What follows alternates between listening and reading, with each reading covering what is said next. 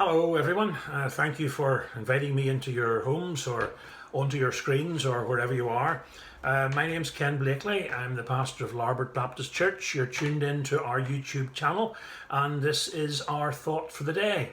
Monday, Wednesday, Friday, these are posted in the evening and they're for your encouragement, interest, edification, whatever. I hope you enjoy them.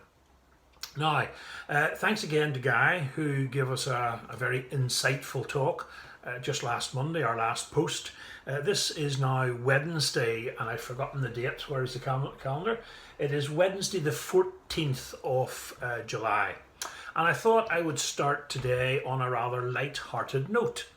Now, I received an email just this morning with a cartoon on it, which I thought I would share with you.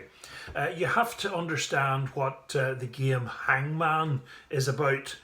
I don't know whether the kids or the young people play Hangman anymore, whether they know what Hangman is, whether you're allowed to play Hangman, because what you used to do was draw a little gallows on a piece of paper, and that was where the man was going to be hanged, and then you put the name of a word or a thing or an object, something that you had to guess.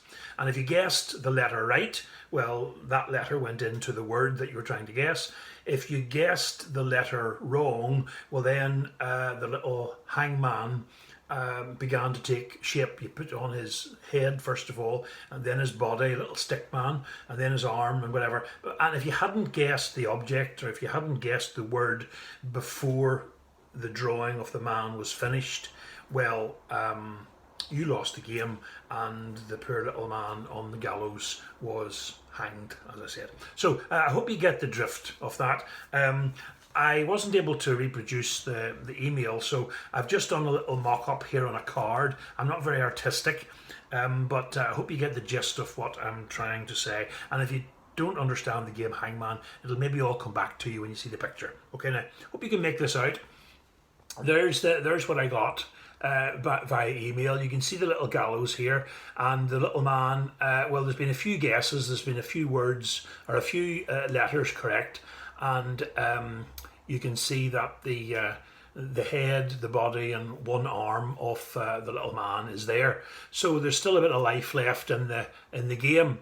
But the question at the top, I hope you can see, who killed Goliath?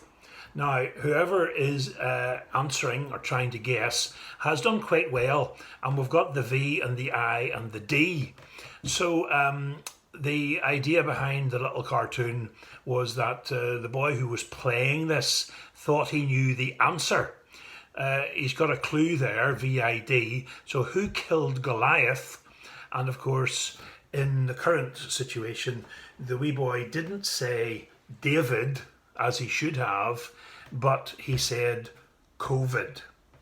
Now, I know it's not perhaps politically correct to be too light-hearted about what we're going through, but well, that made me smile inside at least. But it also reminded me again of the situation that we find ourselves in.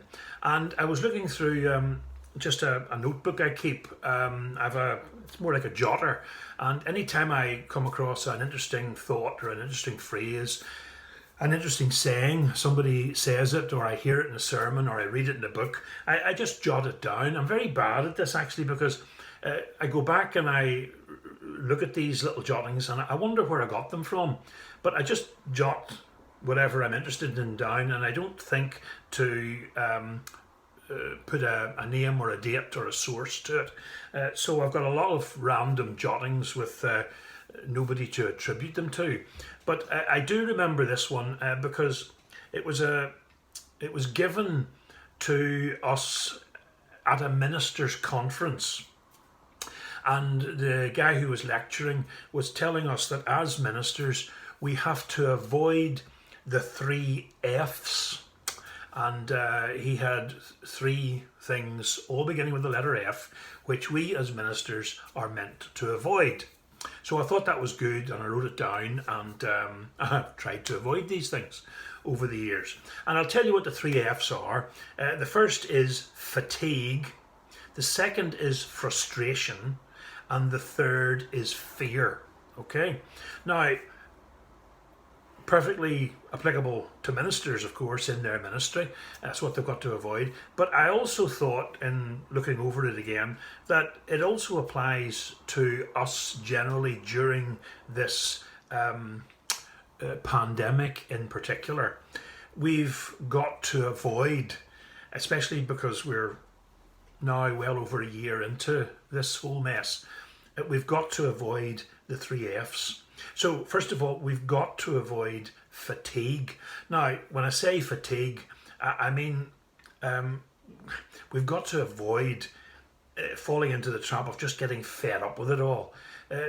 Not we ourselves being physically tired, but we're just tired of all that's been going on. It's been going on for too long. There's nothing specific maybe that we can put our finger on, but we're just a bit weary because we thought this was only going to last for a few weeks or a month, and here we are almost a year and a half later, and we're still trying to come to terms with what's going on.